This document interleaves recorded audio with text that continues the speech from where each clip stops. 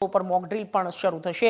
પાલનપુર પાલિકા વિસ્તારમાં civil defence અને સાયરન વગાડવામાં પણ આવશે। 2 મિનિટની શરૂઆતનું સાયરન એર સ્ટ્રાઇક થવાની ચેતવણી રૂપ આપવામાં આવશે।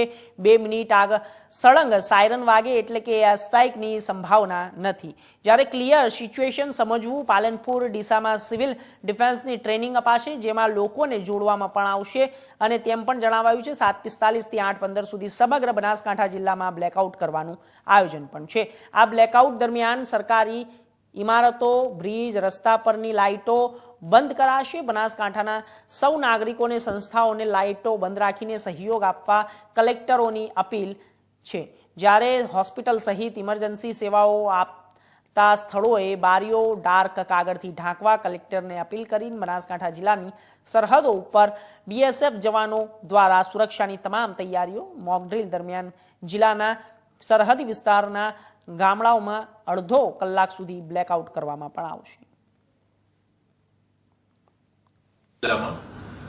3 જેટલા સ્થળોએ મોક ડ્રીલનું આયોજન કરેલું છે। આ મોક ડ્રીલ સાંજના 4 વાગ્યાથી જિલ્લાના જે 3 વાઇટલ ઇમ્પોર્ટન્સ ધરાવતા અને આઈડેન્ટિફાઈડ અગત્યના જે સ્થળો છે એ સ્થળોએ શરૂ થશે।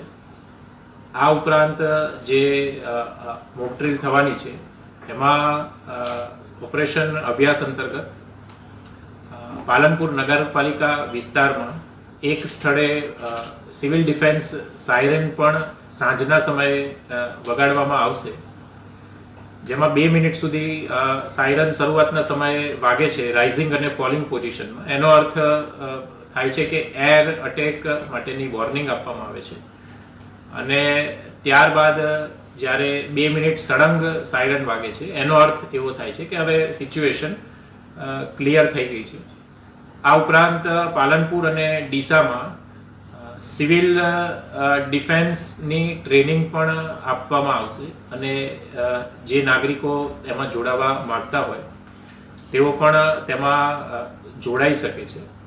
તથા સાંજે 7:45 થી 8:15 સુધી સમગ્ર જે બનાસકાંઠા જિલ્લો છે એમાં બ્લેકઆઉટ માટેનું આયોજન આ મોક ડ્રીલ અંતર્ગત કરેલું છે।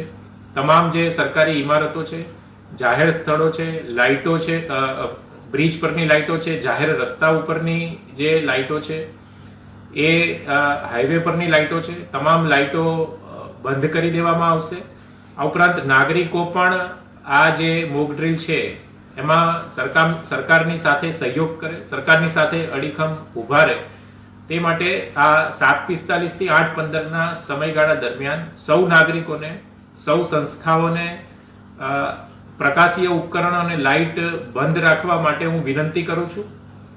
તથા જે એસેન્શિયલ સર્વિસ છે જેમ કે હોસ્પિટલ કે જ્યાં આગળ લાઇટ બંધ ન કરી શકાય ત્યાં પણ જે બારી છે એને જે ડાર્ક જે કાગળ અથવા કપડાથી ઢાંકી દઈ અને આ બ્લેકઆઉટની મોક ડ્રીલમાં જોડાઈ શકાય તેવા પ્રયત્નો કરવા માટે હું સૌને અનુરોધ કરું છું। ધન્યવાદ। સાહેબ,